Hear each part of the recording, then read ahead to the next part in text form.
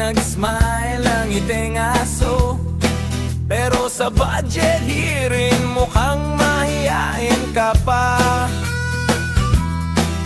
May kwintas ng krus pero ang kamay ay grasa. Galing sa kaba ng bayan pero di daw sa kanya. Banal na kurakot, mga santong trapo, halos limasin ang kaba ng gobyerno. Sa ngalan ng serbisyo pero puro zero. O Diyos ko, bakit sila laging panalo? Oy, oy, oy, oy. Oy, oy, oy, oy, oy, oy. May SUV na bago, kahit durog ang kalsada. Sa tarpaulin may ngiti pero sa pera ang kiliti.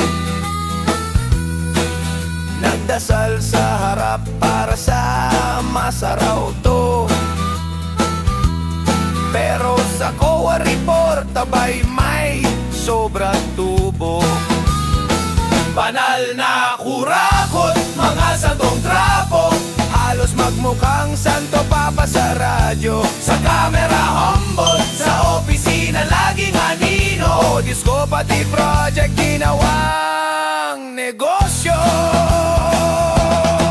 Lahat daw for the people, pero mga tao gutom. Puro ribbon cutting habang wallet ay vacuum. Kapag eleksyon, nabot kamay, pero pagkatapos nito, goodbye. Sino ba sinamba nyo? Yung may sungay at buntot ng aso?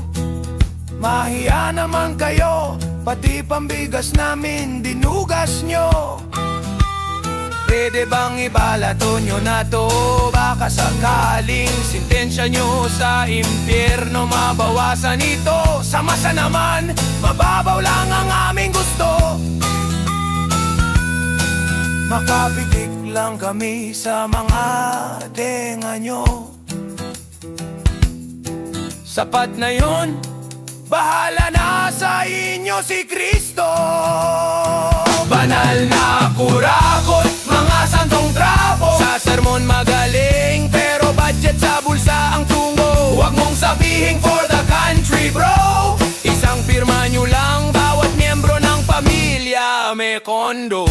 Oy, oy, oy, oy, oy, oy, oy, oy, oy, ay, ay, may kondo.